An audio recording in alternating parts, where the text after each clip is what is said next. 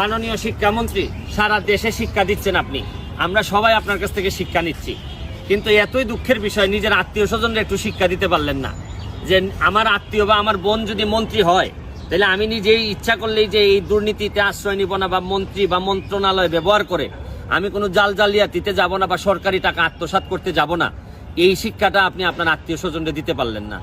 আমার কষ্ট হচ্ছে যেভাবে আপনার কথা এগুলা শোনার পর আমার মনে হয়েছে যে নক্ষত্রের যখন পতন হয় তখন যেরকম কষ্ট হয়, সাউন্ড হয়, আমার কাছে মনে হয়েছে যে ঠিক আপনার এই যে আত্মীয় স্বজনের কারণে একটা নক্ষত্রের পতনের মতো সাউন্ড হইতেছে। দেখেন, আপনি আমাদের বঙ্গবন্ধুর আদর্শের সৈনিক দাবি করে একজন মানুষ, আপনার জায়গাটা যদি এত নড়বড়ে হয়ে যায়, তাইলে আওয়ামী লীগ কোথায় গিয়ে দাঁড়ায়, এই আমরা সরকার কোথায় গিয়ে দাঁড়ায়?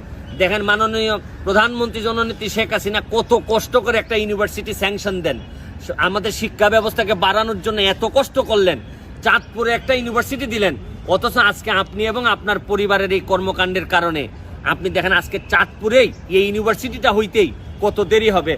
আপনারা আপনার আত্মীয় স্বজনরা বুদ্ধি করে 359 কোটি বাংলাদেশের মানুষের কাছ থেকে নিয়ে যেতে চাচ্ছিলেন। দেখেন, আপনি, আমার বিশ্বাস যে এটা আপনার খুলাসা করা উচিত। আপনি পররাষ্ট্রমন্ত্রী থাকা অবস্থায় মানে পররাষ্ট্রমন্ত্রীদের মধ্যে সবচেয়ে বেশি বিদেশে সফর করছেন, তাও নিয়ে আমরা কিছু বলি নাই, করেন, আপনার যদি লাভের জন্য, দেশের লাভের জন্য করেন, কিন্তু এখন যে কাজটা করা হইলো, এইটা আমি মনে করি একজন বঙ্গবন্ধুর আদর্শের সৈনিক হিসাবে বঙ্গবন্ধুর আত্মা কষ্ট পাবে। কারণ বঙ্গবন্ধুর আদর্শের মধ্যে আর যাই আছে, বহু মানুষ আছে আদর্শের সৈনিক যারা কোনোদিন এমপি মন্ত্রী হবে না, কিন্তু এরা কোনোদিন এই দুর্নীতি অথবা অন্যায়ের কাছে মাথা নত করে নাই।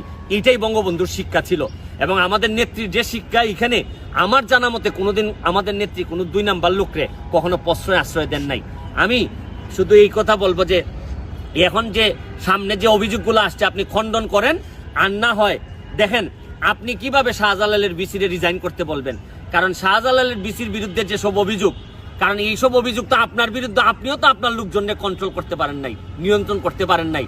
শাহজালাল সাহেবের এই শাহজালাল বিশ্ববিদ্যালয়ের ভিসির পদত্যাগ যদি দাবি করে মানুষ, তাহলে আপনার পদত্যাগ দাবি করবে না কেন?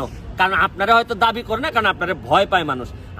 আপনি এবং আপনার এই আত্মীয় স্বজনরা শুধু যে সরকারের 359 কোটি টাকা নিতে চাইছিলেন, জনগণের টাকা নিতে চাইছিলেন, তা কিন্তু না। আপনারা এখন এই বিশ্ববিদ্যালয়টা চাঁদপুরে যতদিন দেরি হবে হইতে, এটার কারণ আপনি এবং আপনার পরিবার। আপনারা শুধু যে সারা বাংলাদেশের মানুষের সাথে এই প্রতারণা দুর্নীতি করছেন তা কিন্তু না, চেষ্টা করছেন তা কিন্তু না। আপনারা পুরা চাঁদপুরের মানুষের সাথে, চাঁদপুরে আপনাদের জন্মস্থান হওয়ার পরও চাঁদপুরের মানুষের সাথে, জন্মস্থানের মানুষের সাথে প্রতারণা করার চেষ্টা করছেন।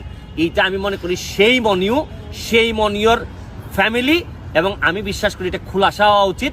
আমরাও জানতে চাই যে এই কাজ আপনি করেন নাই, আপনি পরিপূর্ণভাবে খুলাসা করবেন। আর নাইলে শাহজালাল বিশ্ববিদ্যালয়ের ভিসি সাহেব যান বা না যান, আপনার চলে যাওয়া উচিত নৈতিক কারণে, কারণ আপনার পারিবারিক একটা গুরুত্ব আছে, আমি যতটুকু জানি। ভালো থাকবেন, সুস্থ থাকবেন।